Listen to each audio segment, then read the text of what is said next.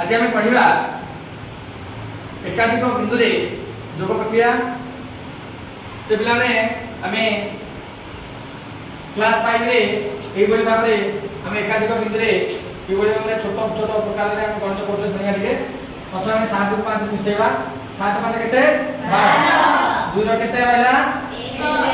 6 तारी 10 1 1 रखी 4 2 6 1 तो आम ये करते गोटे एकाधिक बिंदु आम नौले बुझिपाल। तो 7 5 12 2 रखा एकाधिक ये बिंदु दौले तापर 6 10 10 11 1 पुणी ये बिंदु दौले 4 2 6 6 1 7 8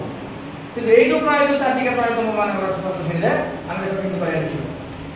लगा ये देख 8 7 15 8 7 केते 5 रखी एठी जानिना सुध होई 8 7 15 5 रखी 1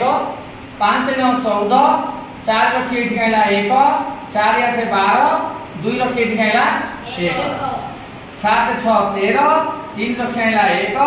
3 1 4 4 6 10 0 रखी गाइला 1 0 1 1 1 4 5 5 1 6 5 6 11 1 रखी 1 1 1 2 2 4 6 6 1 7 7 3 10 0 रखेला 1 5 3 8 8 1 9 9 2 11 1 रखेला कोठी 1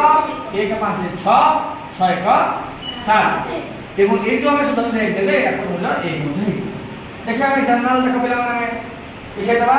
7 8 15 15 9 24 24 8 32 2 रखनेला 3 3 4 7